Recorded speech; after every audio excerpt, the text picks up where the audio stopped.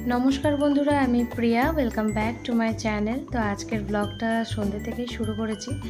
এখানে মিঠি রানী আর মিঠি রানীর দাদাই বসে আছে টিভি দেখছে, আর আমি যেহেতু টিভির সামনে এসে দাঁড়িয়েছি তাই বলছে তুমি সরে যাও সরে যাও। মিঠি রানীর আজকে ভ্যাকসিন আছে তাই মিঠি রানী একটু ডাউনই আছে, মানে একটু পায়ে ব্যথা আছে। যাই হোক, তার জন্য ওকে আমি সোফাতে বসিয়ে রেখেছি, বেশি দৌড়োদৌড়ি করতে দিচ্ছি না। আর আজকে সন্ধ্যেবেলাতে যেহেতু বাবা মা সবাই আছে আর বৃষ্টি বৃষ্টি ওয়েদার, তার জন্য ভাবলাম যে আজকে একটু সন্ধ্যেবেলা একটু আলুর চপ হোক। আর এখানে যেহেতু বাইরে কিনে খাবারটা থেকে ঘরে বানিয়ে খেতে কিন্তু বেশি ভালো লাগে, তার জন্য ঘরেই বানানোর চেষ্টা চলছে।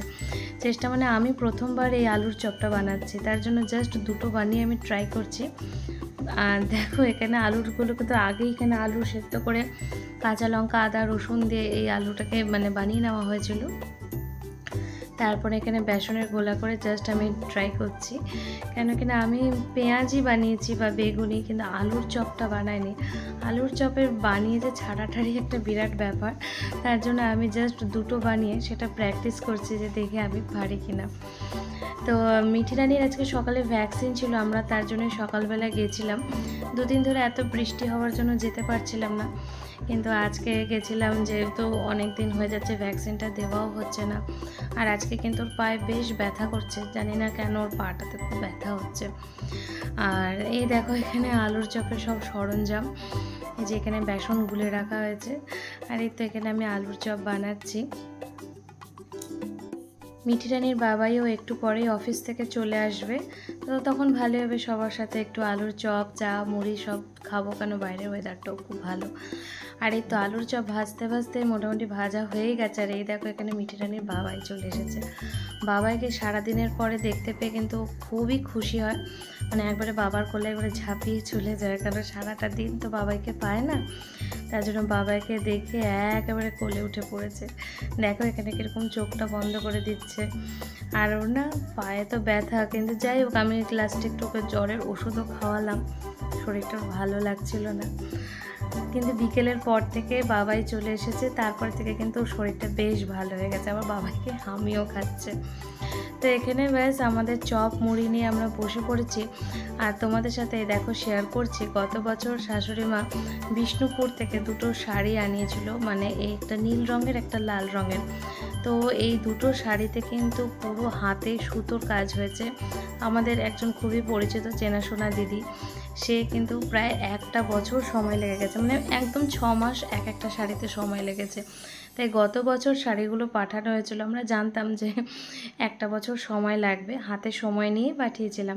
আর এই বছরে কিন্তু শাড়িগুলো একদম চলে এসেছে, এত সুন্দর নিখুঁত হাতের কাজ, মানে তার জন্য ভাবলাম যে দেখো তোমাদের সাথেও শেয়ার করি। শাড়ির কাপড়টা যেরকম অসাধারণ, তেমনি কিন্তু হাতের কাজ পুরো মানে সুতো দিয়ে এত সুন্দর রং বেরঙের সুতো দিয়ে কী সুন্দর ম্যাচিং করে কাজগুলো করেছে। তো এই নীল শাড়িটা তো শাশুড়ি মার, আর লালটা হচ্ছে আমার, তো আমি লালটাও তোমাদের সাথে শেয়ার করছি।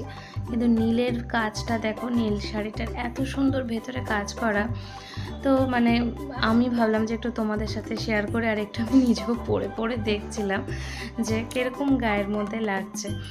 তারপরে এখানে দেখো কি সুন্দর মানে লতা পাতা কাজটা খেতে কিন্তু শাড়িটাতে আরও বেশি মানে খুলেছে ব্যাপারটা।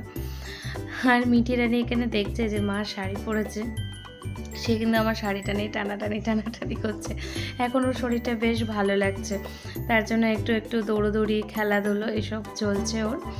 আর তোমাদের সাথে দেখো এরপরে আমার লাল শাড়িটাও শেয়ার করছি, সেটারও কাজটা কিন্তু খুব সুন্দর হয়েছে, আর আমার লাল শাড়িটাও খুব পছন্দ হয়েছে।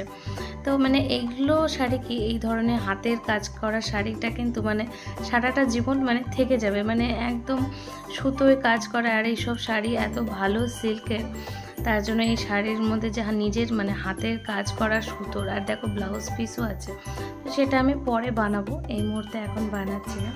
আর এই দেখো আমার শাড়িটাও কিন্তু খুব পছন্দ হয়েছে, লালের মধ্যে এত সুন্দর কালারিং সব সুতো দিয়ে। তাই আমি ভাবলাম যখন শাড়িগুলো আজকেই আসলো, তাই ভাবলাম যে তোমাদের সাথে একটু শেয়ার করি, আর আমি নিজেও একটু পরে পরে দেখি। যাই হোক, এই তো ছিল একটা ছোট্ট ভিডিও। এরপর আমাদের রাতের ডিনার হয়ে গেছে, আর এই দেখো মিঠি রানী এখানে একটু শুয়েই আছে। শরীরটা একটু মানে খারাপের দিক, খারাপ না মানে ওই তো পায়ে যেহেতু একটু টনটন করছে, একটু পায়ে ব্যথা হচ্ছে, তার জন্য একটু শুয়েই আছে, কী আর করবে। ভ্যাকসিনটা যাই হোক, এখন আর ওর মধ্যে আর কোনো ভ্যাকসিন নেই, এখন আবার দেরি আছে ভ্যাকসিনের। এই দুটো বছর মানে একদম কন্টিনিউয়াস প্রায় 1-1.5 মাসের গ্যাপে সমানেই ভ্যাকসিন চললো। ঠিক আছে বন্ধুরা, সবাই তোমরা ভালো থেকো, সুস্থ থেকো। আবার তোমাদের সাথে দেখা হবে হয়তো একটা ছোট্ট ব্লগ নিয়ে। সবাইকে টাটা, গুড নাইট।